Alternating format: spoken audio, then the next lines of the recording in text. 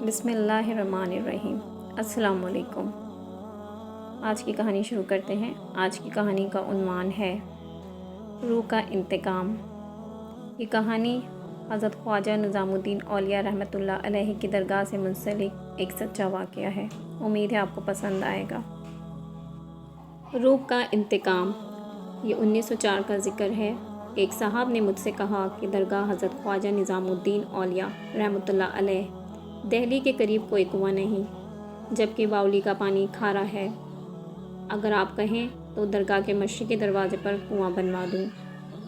میں نے جواب دیا، ہاں صاحب، یہاں میٹھے پانی کی بہت تکلیف ہے، شاید کنویں کا پانی میٹھا نکل آئے۔ ان صاحب نے کہا، مگر یہاں قبریں بہت زیادہ ہیں، کنواں کھودا گیا تو قبروں کو توڑنا پڑے گا اور ان کی بے حرمتی ہوگی۔ میں نے کہا، قبروں کی ہڈیاں دوسری جگہ احتیاط سے دفن کر دینا، کیونکہ پانی کی ضرورت بہت زیادہ ہے۔ یہ کہہ کر میں تو الہ آباد چلا گیا اور ان صاحب نے کنواں کھدوانا شروع کیا۔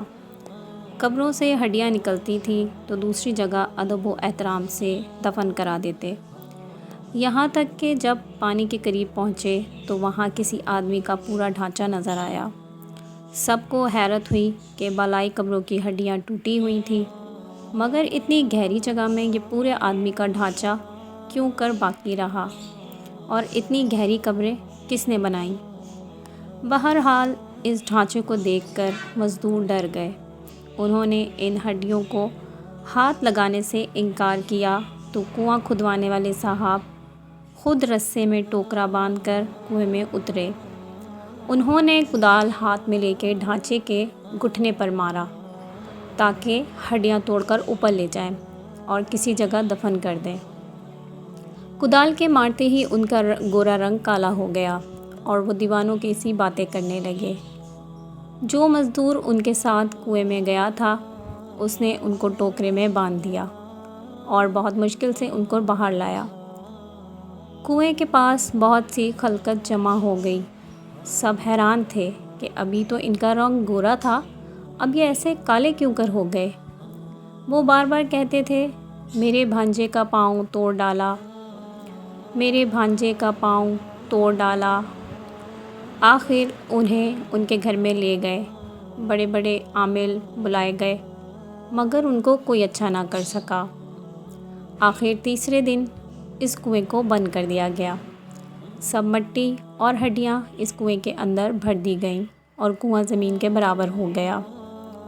تب ان صاحب کا رنگ بھی ٹھیک ہو گیا اور دماغ کی خرابی بھی درست ہو گئی۔ میں الہ آباد کے سفر سے واپس آیا تو میری بیوی نے سارا قصہ مجھے سنایا۔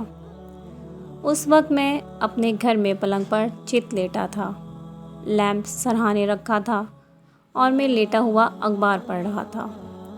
پلنگ کے نیچے دری پر میری بیوی اور ان کی والدہ بیٹھی چھالیاں کتر رہی تھیں اور مجھے قصہ سنا رہی تھیں۔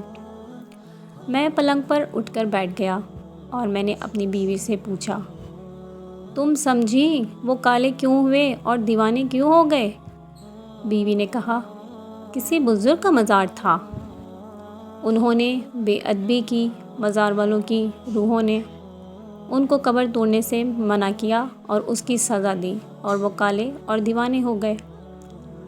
مگر جب ان کے وارثوں نے قبر بند کرا دی اور کنواں بھی بند کرا دیا تو روح نے 3 دن بعد ان کی خطا معاف کر دی اور وہ اچھے ہو گئے۔ میں نے بیوی سے کہا، نہیں، یہ بات نہیں ہے، بلکہ بات یہ ہے کہ مردے کی ہڈیاں صدیوں سے مٹی کے اندر دبی ہوئی تھیں اور ہڈیوں کے اندر فاسفورس ہوتا ہے۔ فاسفورس زہریلا ہو گیا تھا۔ جب انہوں نے ڈھانچے پر کدال ماری تو ہڈی ٹوٹ گئی اور اس میں سے فاسفورس اڑا جو ان کی ناک میں سانس کے ساتھ گھس گیا اور بدن کے خون میں جذب ہو گیا۔ فاسفورس نے اپنے زہر سے خون کو کالا کر دیا۔ خون کالا ہوا تو چہرہ بھی کالا ہو گیا اور وہ دیوانے بھی اسی وجہ سے ہوئے کہ ان کے دماغ پر زہریلے فاسفورس نے برا اثر کیا۔ اگر روح کچھ کر سکتی ہے تو مجھے سزا دیتی، کیونکہ میں نے ان کو کنواں کھودنے اور قبریں توڑنے کا حکم دیا تھا۔ اگر روح میں کچھ طاقت ہے تو آئے مجھے اپنی طاقت دکھائے اور مجھے سزا دے۔ تم عورتیں کمزور عقیدے کی ہوتی ہو، میں روحوں کے ایسے اثر کو نہیں مانتا۔ بیوی نے جواب دیا، توبہ کرو، کیسی باتیں کرتے ہو؟ میں نے کہا، کم از کم میری عقل تمہاری طرح بوڑھی نہیں ہے۔ بیوی نے کہا، جانے دو، یہ باتیں چھوڑو، اپنا اخبار پڑھو۔ میں ایسی منکرانہ باتیں سننا نہیں چاہتی۔ میں ہنسا اور اخبار پڑھنے لگا۔ ان باتوں کو 5 منٹ بھی نہیں ہوئے تھے اور میں چت لیٹا تھا کہ کسی نے میرے پاؤں کے تلووں میں جیسے بجلی کا تار لگا دیا۔ بجلی سن سن کرتی میرے تمام بدن میں پھیل گئی اور مجھے ایسی تکلیف ہوئی جس کو الفاظ میں ادا کرنا مشکل ہے۔ میری رگ رگ میں چھریاں چلتی معلوم ہوتی تھیں۔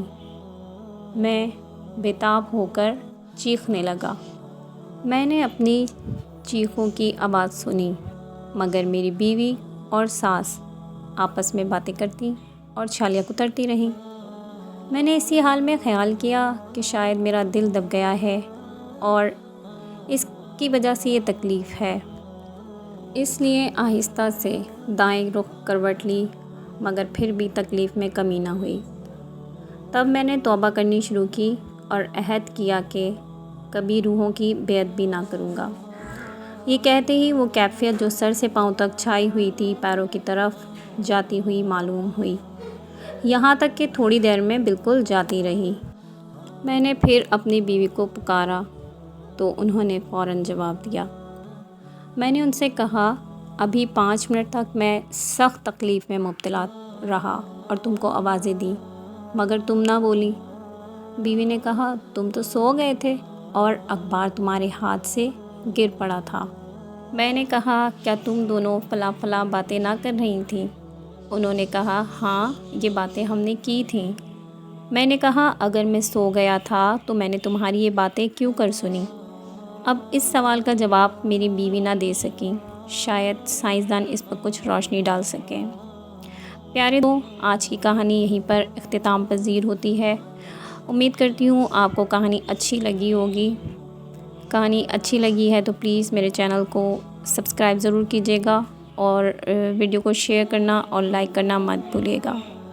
ملتی ہوں آپ سے اگلی اسی طرح کی خوفناک سچی کہانیوں کے ساتھ۔ اپنا بہت خیال رکھیے گا۔ اللہ حافظ۔